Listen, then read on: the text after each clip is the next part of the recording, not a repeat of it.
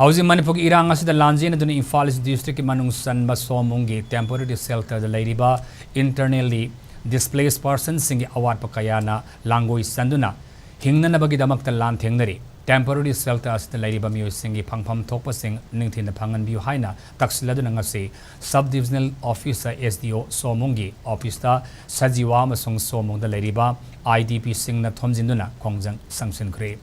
IDP singna thengnariba awaba singi matangda gwal tabidagi lanjelaktuna temporary shelter asida leiribi thoksom istana phongdokibada Lok Sabha election mamangda mioi amada insangi damak nomagi lupa marifumanga piramki adabu election matungdagidi lupa yankhai da handarakre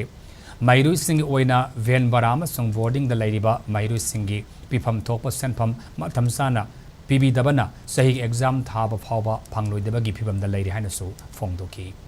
Angang boarding the labor zing me thadagi county the kapak saji the angang machine chuna ba kapak the badu su thamagi kapak kibako ado hojikti me dagina hojik July yoksalabanina hoki sai su school chaliba zing je pibangam dabadagi exam thada basu yoksalakpa sir akoina angang dingi school gi bel bara pibangam aktere dagi laiba numitarani gi akhoi gi food supplement ju matam chana yoksalakta boy saroi dawju thengna lai habanina thengakpa du da khoi dadi somda angang nu bi chemakpanina tasengba sumaina thani hum amuk chondara अखोई चाजिंग final exam पीब गमोदराना खले अदुगी जु मथक्ता हौजी हौजी अखोइदा पीरिबा पैसाजे नोमगी लुपा यांखै यांखै मी अममंगी सारे जे हानदी लुपा 85 साइ election लोइबदगी दि हौजी जे अखोइदा लुपा यांखै यांखै सारकपा fit supplement जे अदुना हानगी कोनरक्तबगा मतम चोंदरकपगा पीरेबा पैसाजी यामक्तबगा अखोइदि सिनबम मम खंगदना सरगी मनाक्सदा लागा sir madam दमता line लौबियो सुमाइना अखोइ म्यामजे अदु sir अखोइदि हौजी हौजी की हिंगनबु होनागदरा इचागी महै तमनबु होनागदरा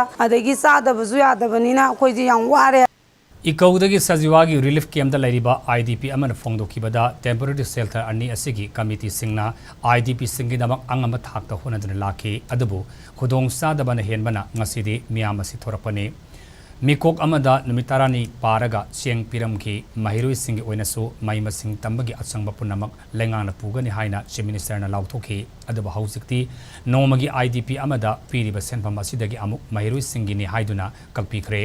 अदबु स्कूल सिंगी माइकेदगी फी थिदोक्त्रबदी एग्जाम थाब याररुई हाइबा याउना खंगलपदगी लाइरिक तंबा ngamdaba फिबमदा लेरे मरमदन अथॉरिटीना मथौ ताबा थबकसिंग पाइखटपियु हाइखि नाकलमरमदा ऑफिशियल की माइकेदगी फोंदोरखिबदा फंड की अवार्ड पर लेबना IDP सिंगदा मतम साना अमदि मतिक साना सेलमदि पोलम सिंग फंगनबदा खुदोंग सादबा मायुनखिबनी फल लेबगा निंगथिना pollen Singh फंगनदुना IDP Singh अवारपा लैतनब होनगनि हाइखि Inmate sing angang sing school tambagi magi expenditure akhoi assembly da floor of the house da chief minister na mana high khibase relief camp da leiriba angang sing gi larek tambagi expenditure khuding sarkar loina pugani haraga yamna thajaba assurance ama laiba praja gi mayam amang da thamkhrabni reality da akhoi ground da inmate da leiriba adu gi khudong sa suphang phangde adu gi mahutta angang sing adu gi Phangpham Thokpa per day ₹85 moina kakpire angang sing adu gi magi Phangpham Thokpa cheng kakpire अनि ककपीरिबा पैसा and चेंगी पैसा सिना आंगांग सिंगी boarding and hostel पैसा पीगनी हायरगा अखोई account मोय account फजल थंबिरगा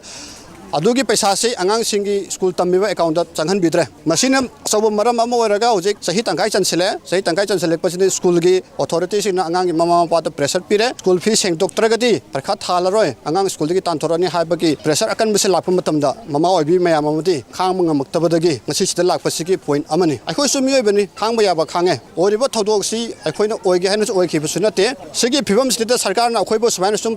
थंबिबसे मसिदि it's totally humiliate गुम्बसो shortage लेरकपनिना timely पिथोकप ngamdaba sina maram oiraga inmate sing ajo lanna khanbibaso yawba sengmadi fan leitabagi maram oiraga matam chana amadi hana 85 pirambadu 50 da pirakpaneba aduga fan leitabana maram oiraga boarding student sing da kap tawbudujo kaptaba disina herbirakle athubada thamagidi arrange tawraga release tawrage aduga atopaduna sarkar dagi fan laaganda mathang adum thadogena sumai thambiri